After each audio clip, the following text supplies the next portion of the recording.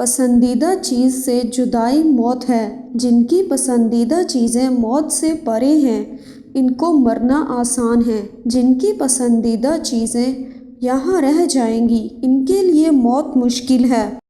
کسی پسندیدہ چیز کے چھن جانے یا پھر کسی ناپسندیدہ چیز کے آ جانے کو خوف کہتے ہیں۔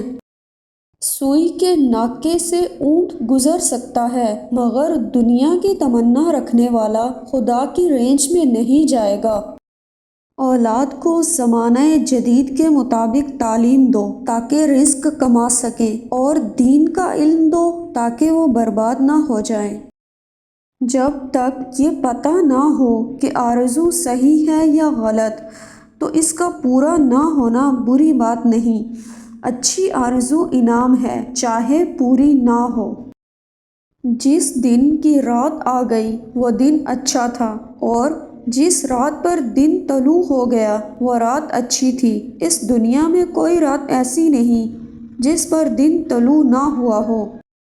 وجود گھوڑا ہے اور روح اس کی سوار۔ گھوڑا لاغر نہیں ہونا چاہیے کہ روح بیچاری پریشان ہو جائے اور گھوڑا خود سر نہ ہو کہ روح کو گرا کر چلا جائے۔ وہ شخص جو اپنے آپ کو ماحول سے بلند سمجھتا ہے سکون نہیں پائے گا اور وہ شخص بھی جو اپنے آپ کو اپنے ماحول سے نیچا سمجھتا ہے وہ بھی سکون نہیں پائے گا۔ جب تک انسان کا میلان یا رویہ درست نہ ہو اس کی محنتیں درست نہیں ہوتی۔ جہاں دو راستے آتے ہیں وہاں سوچ آتی ہے۔ جس آدمی کے پاس راستہ ہی ایک ہو اسے سوچنے کی ضرورت ہی کوئی نہیں۔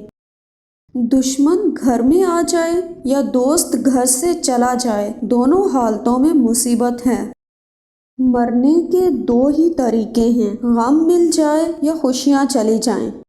ویڈیو پسند آئے تو اسے شیئر کریں، لائک کریں اور چینل کو سبسکرائب کریں۔